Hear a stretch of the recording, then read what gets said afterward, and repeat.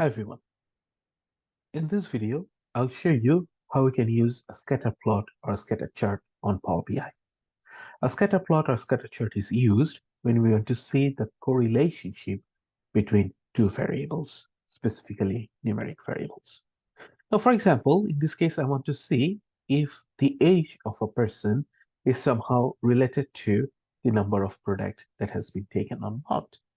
So we want to see for which particular, what's among the people who has taken a product from which particular age group or which particular age range has more tendency to purchase a product from our business. So I'll develop a scatter chart in that regard. To develop a scatter chart, you select the scatter chart option from the list of visualizations. In this scatter chart option, we have in the x-axis, we want to put the number in the x-axis, we want to put the age of the individual customers, and in the y-axis, we want to put the number of products that has been taken. So in the x-axis, I'll put the age of customers. Now, by default, the age will come as sum of age. We need to change it because if we select sum of age, what will happen? All the numbers, all the ages will be summed up together and only one data point will be created.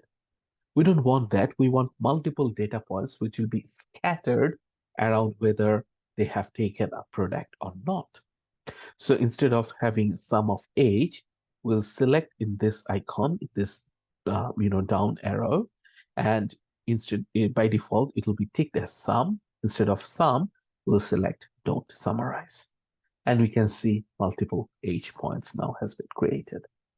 In the y-axis, we'll go for product taken, sum of product taken. And we can see now a scatter plot that has been created that shows the relationship between sum of product taken and age of the customer. Now, what this scatter chart is telling us? The scatter chart is telling us that most of our customers, most of the products that has been taken by people who are between 20 to 40 years old. As people grows older, they are purchasing less amount of tour trips. Also, we can see people who are less than 20 years, we also have very small amount of purchases from that age group as well. And it literally makes sense because the older you grow, your tendency to go for the sort of tour packages, it reduces down. You just want to sit back and relax. And same thing for at your younger age, right?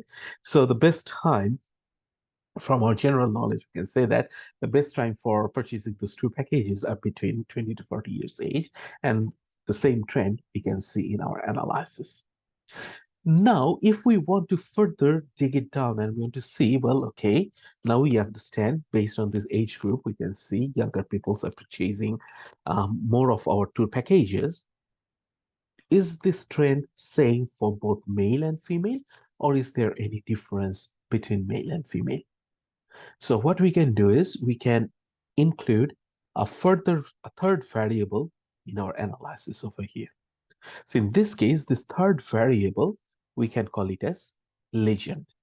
So we can select gender variable from our list of variables, and we can bring the gender into a legend field.